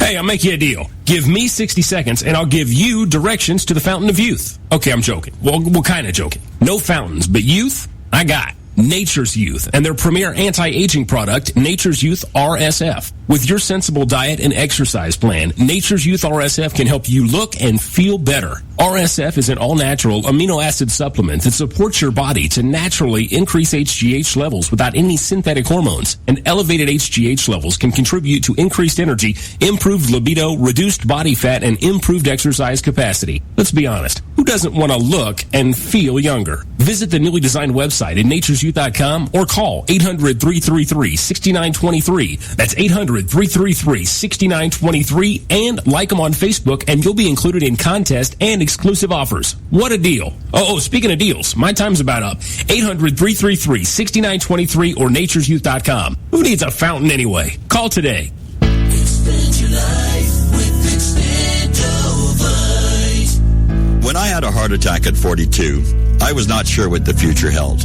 But a year later, the doctors could find nothing wrong with me and took me off all my medication. What did I do? I took a herbal mixture of garlic, cayenne, and a few other herbs mixed in liquid form. I now call this Extendovite. I would have never believed that a few simple herbs could actually change my life like they did. Now it's your turn to see what the powers of garlic and cayenne can do for you. For only $69.95 plus shipping and handling for a 2-month supply of either capsules or liquid, you too can begin on your path to better health. For more information, call 1-877-928-8822. That's 1-877-928-8822. Or visit our website at heartdrop.com. Expand your life with Expandovite. I've owned my company for 14 years now, and I can tell you that payroll is a 4-letter word. I hate doing it. It eats up hours I don't have, and it costs me money I could be saving. But my accountant's too expensive, and I'm not sure who to call, but I know I need help. We're Paychex, and we take all the hassles out of small business payroll. We save you time and money. It's easy. Call, fax, or give us your payroll information securely online, and we take care of the rest. We calculate the correct taxes, manage payments and direct deposits. We even send out your checks. Payroll doesn't need to be a 4-letter word anymore. We're so sure that we can save you time and money that we'll give you a month's payroll free. Just for calling 877-663-3830. Get 1 month's payroll for free. Call Paychex right now. 877-663-3830. That's 877-663-3830. Do you use the blue pill to charge your sex life? Have you been thinking about trying the blue pill? What if we can promise you the same results for less than $3 a pill? If you're paying $20 a pill for the other pills, you're getting taken to the cleaners. Our pill delivers the exact same results for less than $3. We'll do the math for you. You'll save more than $16 a pill for the same results. Want more? We'll give you 40 blue pills or 40 yellow pills for $99 and add 4 more pills free. You save more than $500. You don't have to be a rocket scientist to know what to do next. You need to call and get your 44 pills for just $99. Stop overpaying for the other blue pills. Call us and start saving a ton of money for the exact same results. Ordering is fast and easy with your pills delivered to your door in a non-marked package. 800-814-5188. 800-814-5188. 800-814-5188. That's 800-814-5188. Hey, Bugsy, you hear the news about Vinny? Yeah, it's a real shame he owed money to the IRS and they finally caught up with him. Just like Al Capone. If the IRS can get the Capone, imagine what they can do to little old Vinny, huh? Poor cat, he was on top of the world, then bada boom, bada bing. What Vinny needs now is an offer he can't refuse. Hey, you got a tax problem? Does the IRS claim you owe them a bunch of dough? They can get you too. So call the tax relief line now and learn if you qualify to negotiate your $10,000 plus IRS tax debt for up to a 75% savings. Don't be like Al or Vinny and get busted. Make this free call now. Learn how you may be able to pay the IRS less. Call now. 866-657-8474. 866-657-8474. 866-657-8474. 866-657-8474.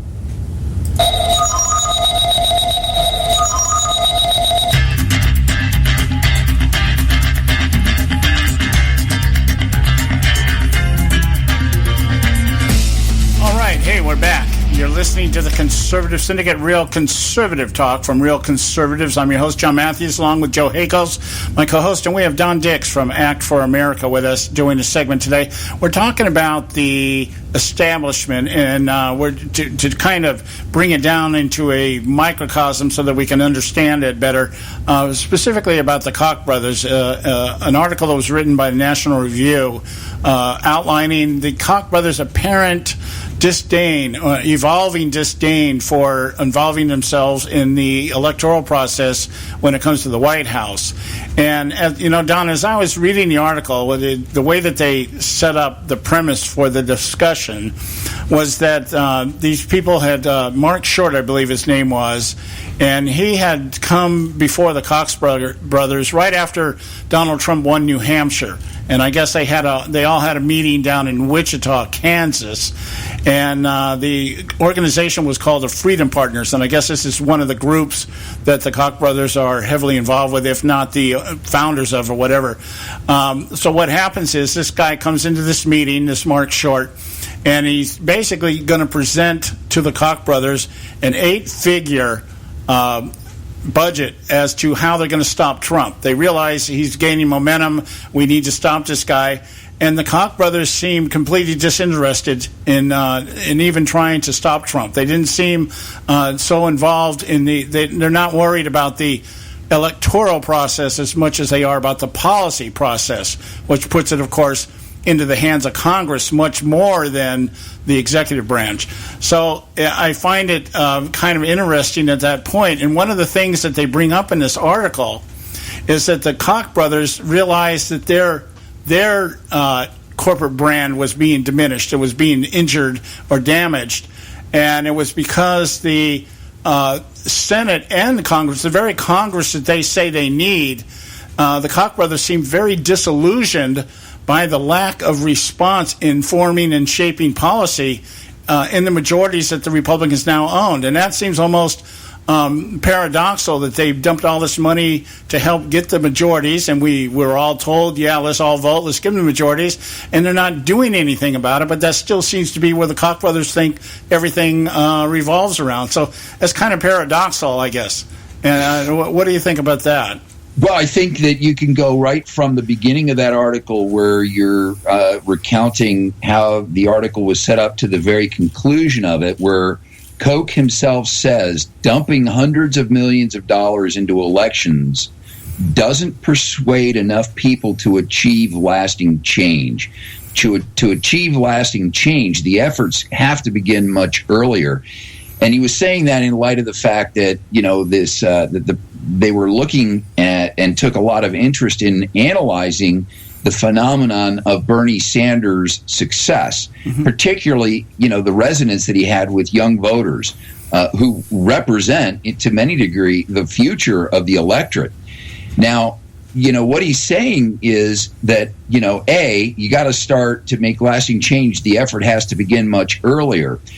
What I'm not sure of, and here's where I was scratching my head, is he saying much earlier in the electoral process, or because he's talking about young voters, much earlier in the education cycle of the voters? Because he goes on to say, we thought that when the grassroots was voting for conservative candidates, that they understood the policies and supported those policies, but maybe that's not true. Maybe they aren't educated about our policies.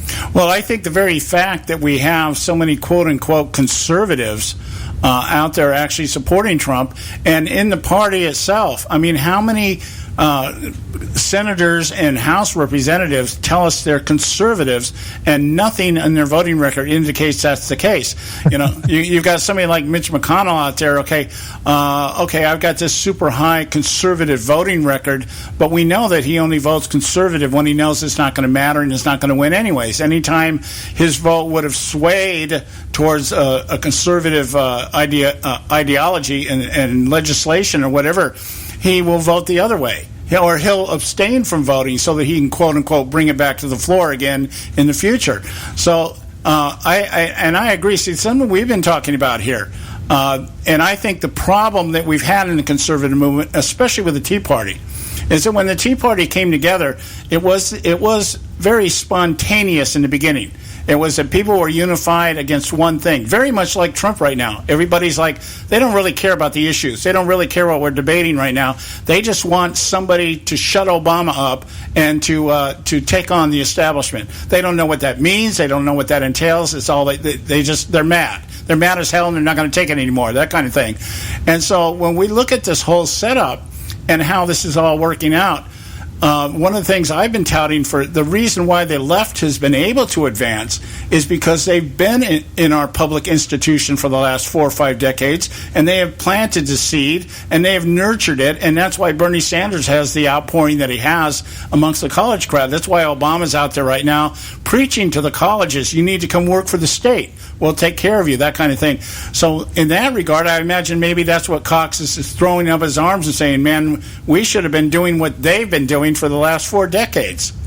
Well, amen. And if he's coming to that realization, yeah, he's coming to it a little bit too late. It's a little like, but hasn't that been the conservative problem? Is that we're coming to everything too late, and we're coming in ignorant. It's like we're trying to fight the battle without any strategy because we've never considered the fact that we'd be fighting this battle. Well, it's a little like this. When Alan Greenspan was interviewed about why the banks, in a very big way, embarked on a process and on a lending practice that ultimately created their own demise. And Alan Greenspan talks about a concept that basically said we thought banks would act in their own best interest for their own preservation. We never envisioned a situation where they would chase a short-term return that would ultimately create their own demise. And that's a little about what's going on right here.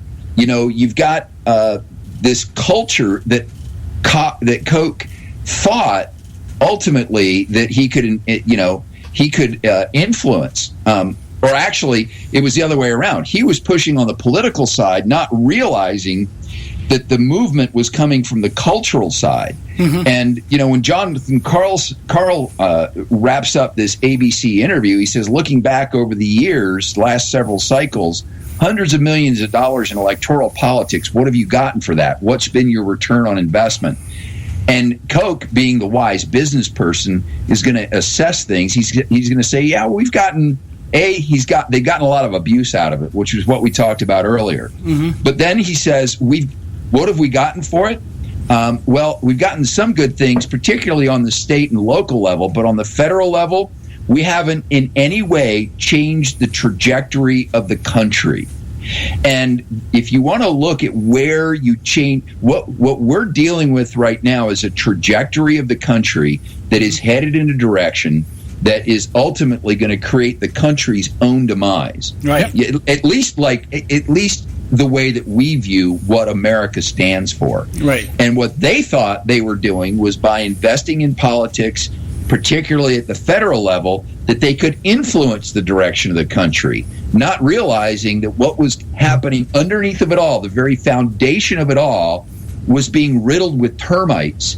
And now they're coming to that conclusion that we blew it. Yeah. Well, I think it was very indicative back during the 2008 run with John McCain. To me, this was a turning point. We had the recession hit in the election cycle. We're in the middle of the election cycle, and the recession hits. And John McCain stands up there in front of the cameras and tells everybody the economy's solid. Obama stands up there and starts laying out a plan. This is what we need to do. This is what we need to do. That, to me, shifted the entire paradigm of the election, and that's when Obama just went crazy and won the hearts of the American people. He came out, and it didn't matter whether his plan was socialistic, Marxist, communistic, it didn't matter what it cost or anything else. He had a plan. Whereas John McCain's standing there like a deer in the headlights going, oh, don't worry about it. The economy's solid. And I think that's very indicative of what you're just saying.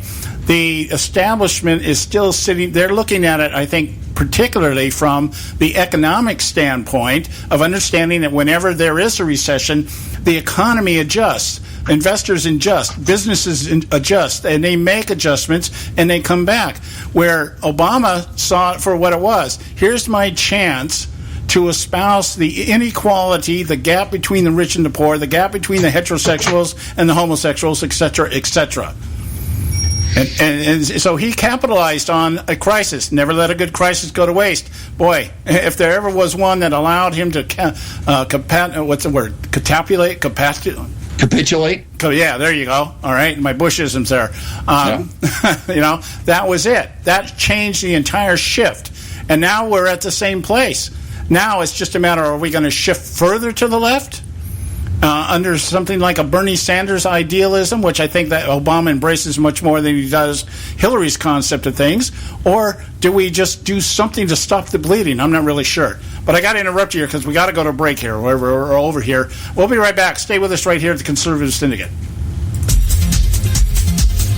You can catch all our archives at theconservativesyndicate.net. The Conservative Syndicate. Real conservative talk from real conservatives. Term life insurance. It can be a powerful way to protect your assets and your family. You work hard to earn and save your money to build a nest egg for the future. Don't let it get wiped out because you didn't plan ahead. Take the time now and make a small investment in $500,000 or more in quality term life insurance. Call the Term Lifeline and let us shop the best companies to give you the lowest rates. We specialize in policies of $500,000 and above. Ask about some of our 10 and 20-year fixed rate plans with guaranteed rates. Call the Term Lifeline right now for your free insurance quote. 800-870-3609. 800-870-3609. You owe it to yourself to protect your family and your assets. Make term life insurance part of that plan. Call the Term Lifeline right now. 800-870-3609. 800-870-3609. Hey folks, if you're like me, you don't place a whole lot of trust in today's media for the real truth and facts regarding the volatile world of finance and politics. When I want the real scoop on money, I go to the most trusted source I know, my good friend and colleague, Bob Cardoso. Bob is a noted expert with a PhD in international finance who airs his nationally known, globally syndicated show, Robert Cardoso Live, daily, Monday through Friday from 4 to 6 p.m. Pacific Time. With Bob, you'll get the right information at the right time from someone who knows his business and can help you make the right decision concerning yours. Again, Bob airs daily, Monday through Friday from 4 to 6 p.m. Pacific Time. Visit his website at robertcardosolive.com for information regarding stations and topics. That's robertcardosolive.com. Check Bob out. You'll be glad you did.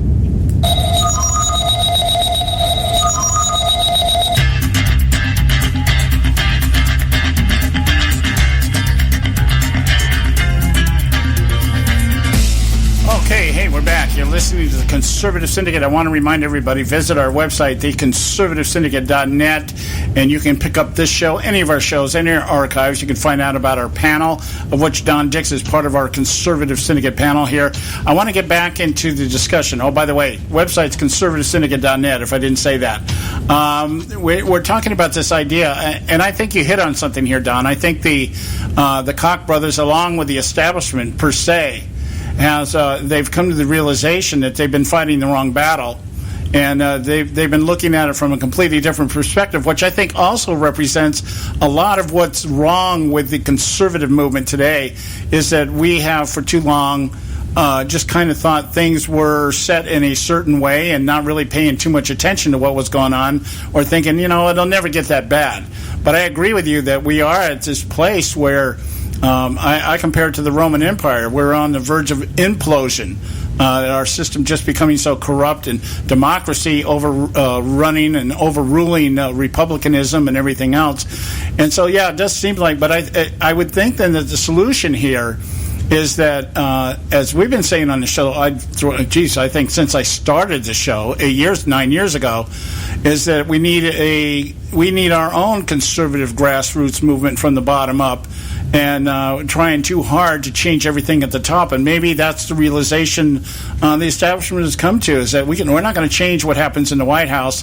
Our next thing is to try to control the Congress, but I'm not even sure that can be done.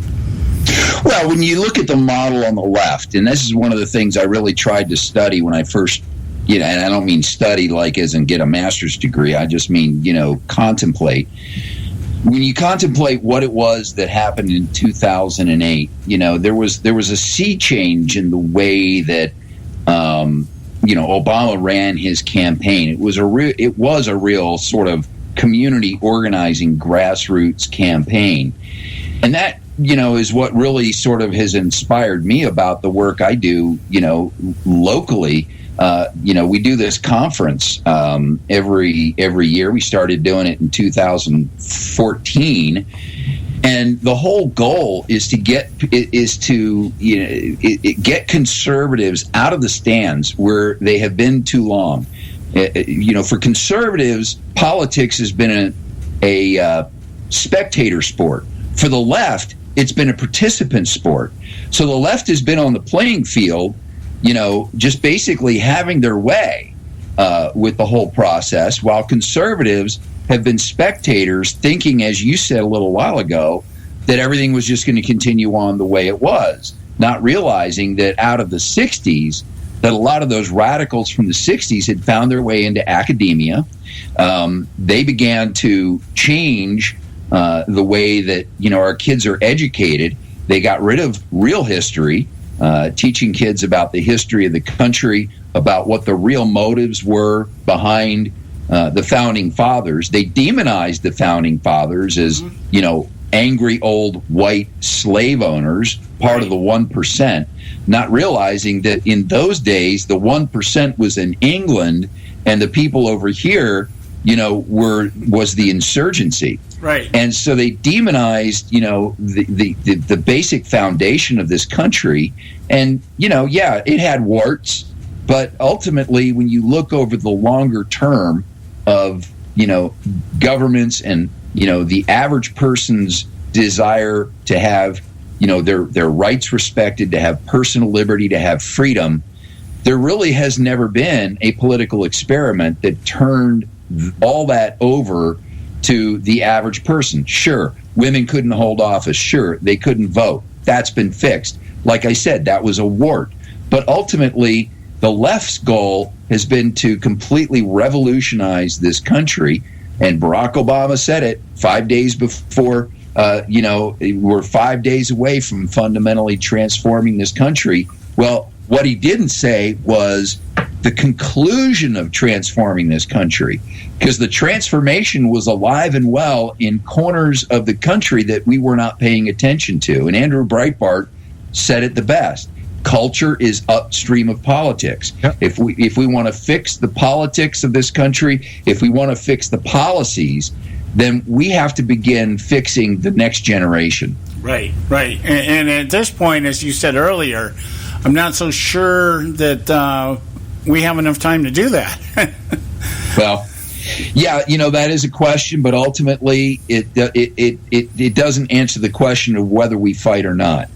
And we have to draw inspiration from even the example of the Founding Fathers. Only 2% of this country was engaged in the fight to win our independence. At this point, we got to focus on getting that 2% together, getting them effective, helping them to understand what we need to be doing. And like I'm doing, I'm running for my county central committee, run for those building blocks of our political system so that we can begin to influence it and take the money out of, here's a very good example of money in California politics. We're coming up on the California primary in June the 7th. We've got a very important Senate race. Barbara Boxer's retiring. Right. But we have this structure called a top two, where the top two vote getters, it's an open primary. And the top two vote getters are the ones that move on to the general election. Well, how did that happen? It happened in 2010, Prop 14, that was funded solely by one guy, a guy by the name of Charles Munger, who literally changed the complexion of the way elections work in this state, right, and took the voice away from not just Republicans, but when you look at the Senate race in this state, it's Democrats, Republicans, Greenpeace, American Independents, every party into this cluster of 35 people. You got to pick one. Right. And all that means is that all the other parties, including the Republican Party, no longer have a voice. Right. Yeah, I agree. And you're out there doing, trying to get on the Central Committee. My objective here, what we're doing on the outside, is trying to get the church back in. We're trying to get politics back at the pulpit. It used to be on the pulpit, and saying, okay, you guys, as a community of believers, you need to start getting out and voting. We can turn this around in one election cycle if you all show up. And you all, that's all you have to do. I tell people every time I preach now, I say, you have one thing to do right now. I can save you the trouble of praying to God and asking God what to do. He's already told me what to do. And I'm telling you, get out and vote. If you do that one thing, we can turn this thing around. Yep. Get out and vote, get involved, stay involved. That's right. So we're out of time, Don. I want to give you a moment to plug your show and your organization. Well, bless you, John. It's always a pleasure to be with you guys. I thank you for the opportunity. The show I appear on daily is the Jen and Don Show. It's on AM 590, The Answer. And you can listen to the podcast. You can listen to the show online, or you can listen to it on your smartphone from literally anywhere in the world. And then monthly, we've got a meeting that I lead for the Corona chapter of Act for America, which is a national security grassroots, there's that word again, organization. And by the way, next time we get together, we should feature some of the ways that Act for America has been able to actually influence some things in Congress just recently. So that's actforamerica.org. All right, yeah, and we'll have to do that because we haven't touched with what you do with Act for America for quite a while here. We'll make it a point next time. Well, I won't be here next time, but maybe you can talk to Joe about it. Okay, very good. All right, my friend, and we'll talk to you, when we talk to you. Next Have week. a good one. God bless. Okay, guys, we're at the end of the show here. We're coming up in the end here, and we're going to continue our discussion here on the circuit, the campaign circuit of Barack Obama and Susan Rice tomorrow. A little bit more on it because there are some more gems in these speeches that they gave. And just to kind of reiterate everything that we've been talking about since yesterday, and just to reinforce, sometimes you just have to hear things more than once. Obviously, most of the time you got to hear things more than once. We wouldn't be in the mess that we're in right now if people listen more intently. So we love you guys. We again just thank you so much for your loyalty that you come out here every day and listen to us, and we'll just continue to keep trying do what we do best, and that's to educate, inform, and engage you, our listening audience, on the religion of politics and the politics of religion. We love you. God bless you. We'll talk to you tomorrow. Tuning in to this edition of the Conservative Syndicate, the globally syndicated, politically incorrect talk show that seeks to tear down the imaginary wall of separation between church and state. We want to make you aware you can find and access all of our show archives at our website, theconservativesyndicate.net, as well as our broadcast stations and times. That's the conservativesyndicate.net. We so appreciate you taking time to tune in, and we so look forward to continuing to bring you the best and uncompromised talk radio available on the net today. And remember, folks, it doesn't matter how many times you get knocked down in life. It only matters how many times you get up.